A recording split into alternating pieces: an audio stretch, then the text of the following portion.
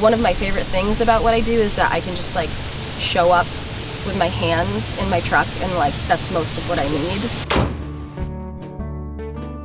I'm Jess Morgan. I'm a residential gardener in the Maine and New Hampshire seacoast area.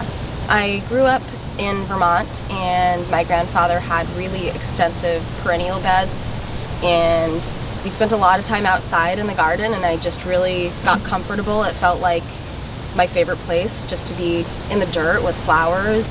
And then as I got older, I kind of struggled to find what I wanted to do, what brought me joy in a job. And then one day I was riding the bus to the airport, and I sat next to a man who I chatted with for about 2 hours, and the end of it was that he had hired me to come take care of his gardens, and from there I had word of mouth referrals to about 40% of my current customers. So that was huge, just meeting that man on the bus, George. So typically on a day like today, it's still pretty nice out. We haven't had a hard frost yet, so there's still a lot of things thriving in the garden, but it's really starting to look tired. And for me, I try to find a balance between making things look tidy and making sure everything's happy and healthy for the following year. My favorite thing, like if I could do one thing all the time, it would be pruning. You go into a space and you can just completely transform it. I'm very much a person who likes to see the fruit of my labor in front of me at the end of the day, and so with pruning, it's always very rewarding.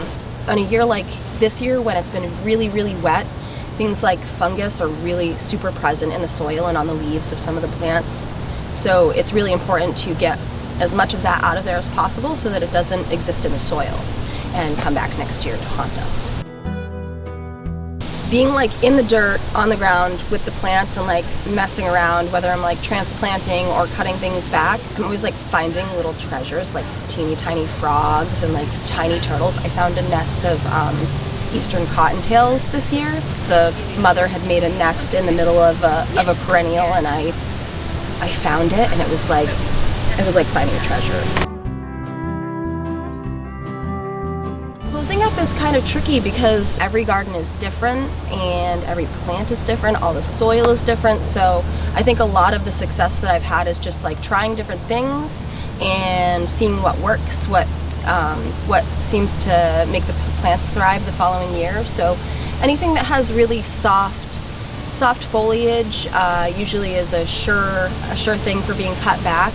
Anything that has like really woody or sturdy stems should probably be left a little bit more. Being outside is my favorite part, but I also become like really entangled in people's lives in a really interesting way. I see kids grow up, I see pets come and go. I watch people's lives change, usually in positive ways.